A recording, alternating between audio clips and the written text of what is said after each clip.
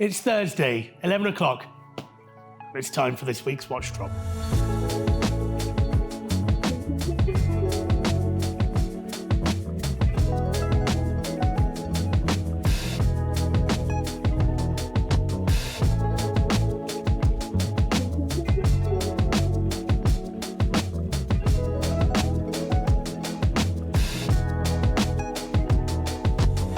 Over the last few weeks, we haven't really had a theme, but the stars have aligned this week and we've got three wonderful examples of the Chopard 1860, pieces from across the years, and we're going to dive into those and cover off a couple of reasons why I adore that watch. We're going to then move into some really high-end pieces, two pieces that are, well, I've never seen them before, and I'm extremely pleased that they're on the table today. We've also got the heaviest watch I've ever felt before, possibly the heaviest watch produced, but I really don't know. Stay till the end, there's some absolutely brilliant watches. A few weeks ago, we covered off the Ralph Lauren Classic Slim. We talked about how that was designed from inception as the perfect dress watch. Well, the Chopard 1860 set out with exactly that same goal. Now, it's not a simple time-only watch. It has a date complication, and some of the details on the watch are over and above anything else that you see in the market, easily comparable with a Patek Calatrava or even much higher end brands too. But I'm going to cover off why I really like the 1816, why I think it works so well, and why I think it's evolved wonderfully over the years since its initial release in 1997. In the 90s, Chopard brought out the caliber 1.96. It was in an era when so many brands, including Patek, were using off-the-shelf movements or EBOSH movements from Lemania, from various other places. And Chopard wanted to invest in doing everything themselves in-house. The 1.96 is almost a greatest hits of movement, and I think it goes down as one of the iconic movements,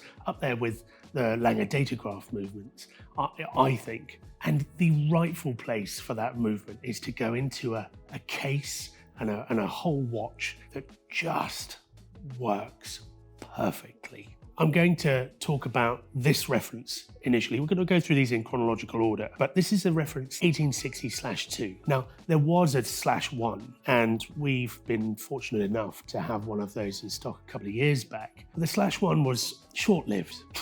And it's sad because it had an officer's case back on it, but the construction of the case was less than robust. And so many of them fractured, failed, got a little bit loose, which is not what you want on your precious metal, very expensive dress watch. A theme of this conversation is about evolution, not revolution, and the watch was evolved into a /2, which is the one that we've got here to start with. So no longer does it have the officer's case back, but I think that's not a bad thing. I think you get to enjoy the micro rotor and that wonderful finishing so much easier than you could if you had an officer's case back to open.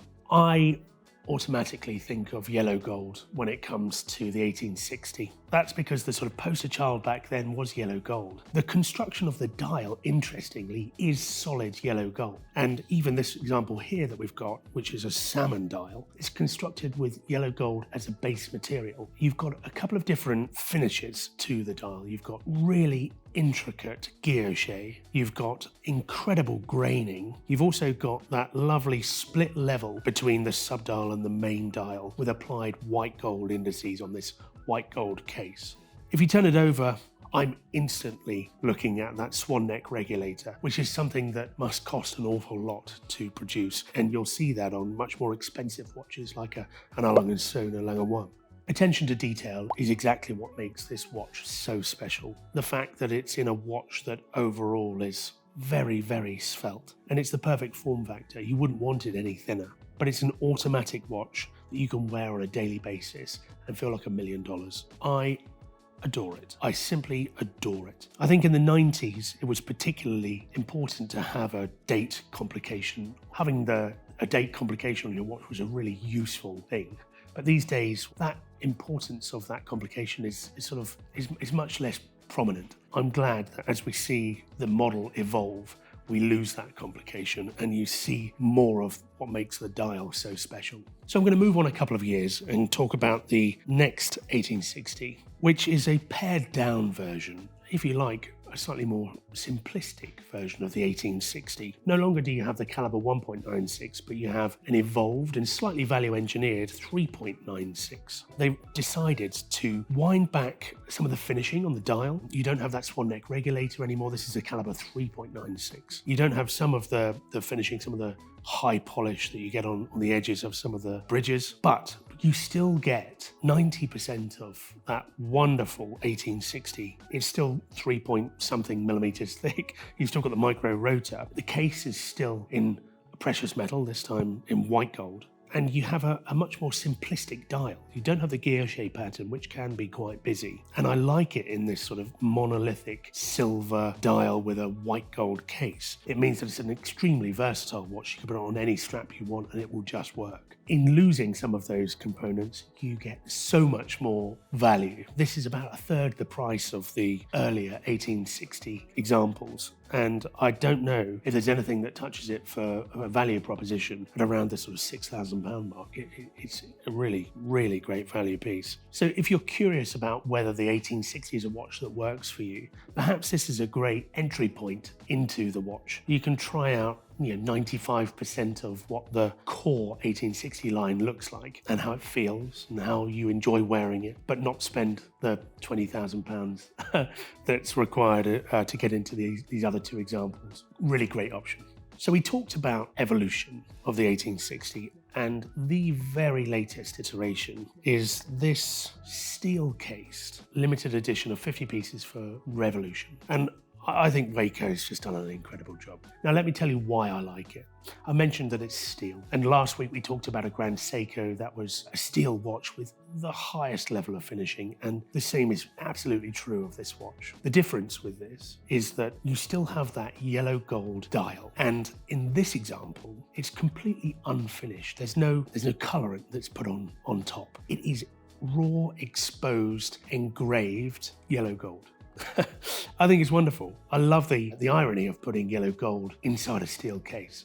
It blows my mind a little bit. I love the idea that over time, that exposed yellow gold is going to oxidize. And I don't know how it's going to look in 5, 10, 20 years, but I imagine it's going to get more and more exciting. You look at the Tudor Black Bay 58 in silver. That was a watch that no one expected to oxidize. In fact, Tudor said themselves that it's not going to, but it did. And I think the 5-year-old versions of that watch look so cool. They become unique in their own character. And I think this watch will do exactly the same. Now, a couple of small tweaks to the original 1860 that come with this version. The guilloche pattern emanates not from the center, from the hand stack, but from the Chopard emblem. In a weird way, it sort of feels like a sort of sun pattern bursting from the top of the dial. It's an asymmetric look, which may not be to everyone's taste. I don't actually know of another watch that has an asymmetric guilloche pattern, but on this it works so well, particularly when the dial looks like sunlight itself. A couple of other points to note about this watch. For the first time, the movement has a hacking second, so you pull the crown out and the second subdial stops. And that wasn't true of the earlier caliber 1.96. And I think if accuracy is something that you enjoy in high-end watchmaking, and I guess you would be if you're buying a watch that had a COSC certificate with it, then being able to set the time precisely with a hacking seconds is a really important thing to do. So I love that they've invested a little bit more R&D time in creating that function in the movement. Regardless of all the technical changes, the watch just works so well. It's kind of like a Goldilocks kind of 1860 for me. It's a brilliant thing, and I'm so pleased that we have it on the table today. So without talking too much more about the 1860, I would just implore anyone who's interested in a dress watch and around that price bracket to check it out. It's one of the few family-owned businesses that's still around these days. It hasn't been vacuumed up by one of the bigger powerhouses like LVMH or Richemont. And with that comes a sense of character, of romanticism that you don't get from brands when they are so much bigger in size and stature and power. It's a great thing. Please do check them out.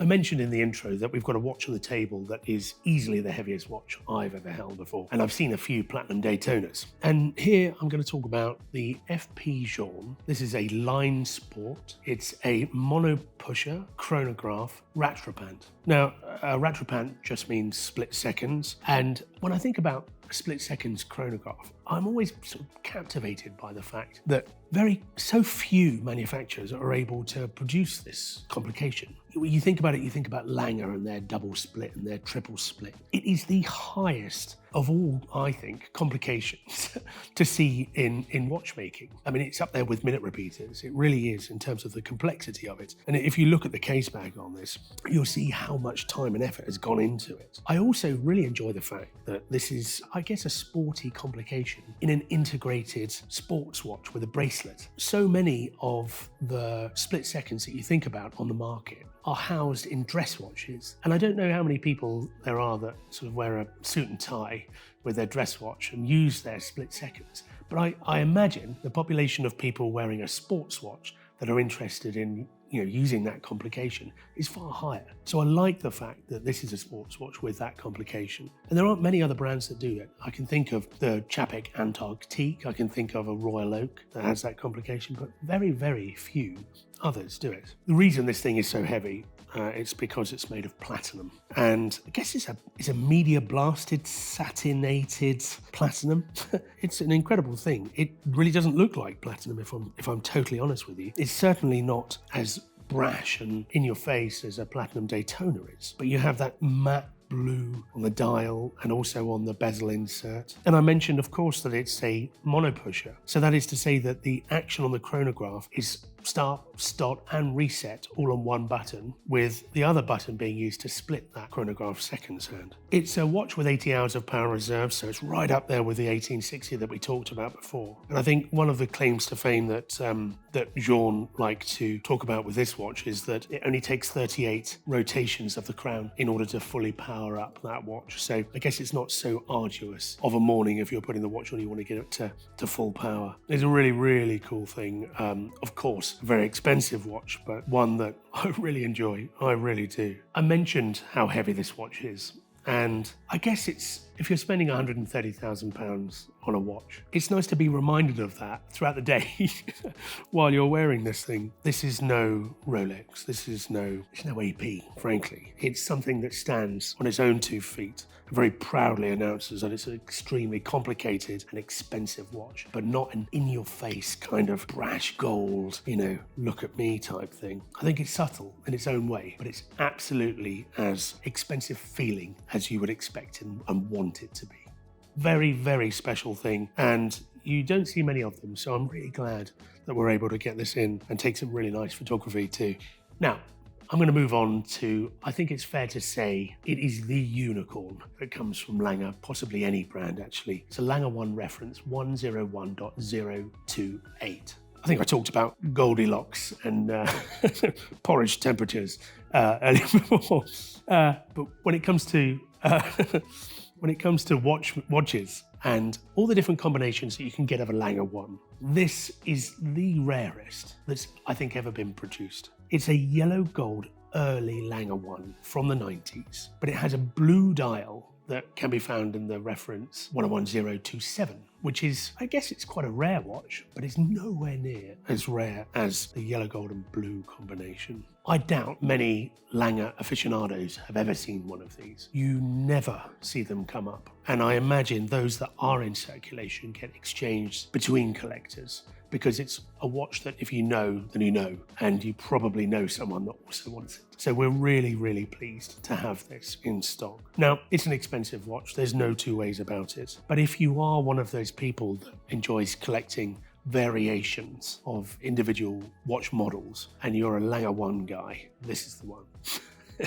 It really is. Now, the backstory of this is really interesting, frankly, because it harks back to a time when Lange were independent, that they weren't controlled by a much larger firm in Richemont. That was an acquisition that happened in the early-ish noughties. And they were able to work around the demands of their very best clients. And when I think about independent watchmaking, like with F.P. Journe, like with Chopard, frankly, I imagine if you're a very good customer of any of those brands, then you could say, do you know what, I'd love it if you could change this one component so that it makes it just work for me.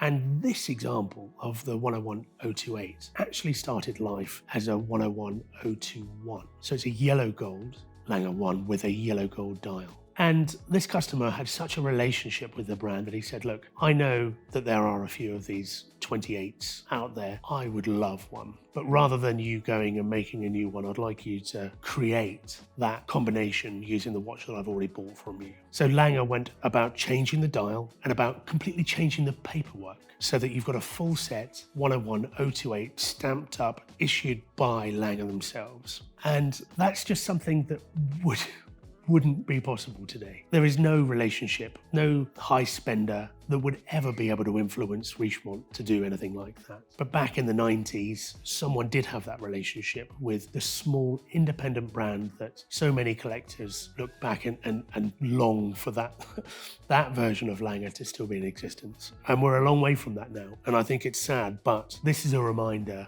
that the Lange brand was so strong and so creative, and they really valued their clients. So it's a special watch. It's a full set. It's everything that you would want it to be, but I doubt very much you'll ever see another one.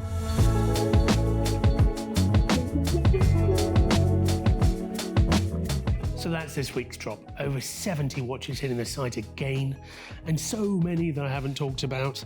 There's a trio of Rolex Datejust in 3 different colorways I adore. There's a Cartier on the table, I haven't talked about it. There's an Ellipse. There's even an 1815 chronograph from Lange. Please do hit the website, check them out, and I'll see you next week.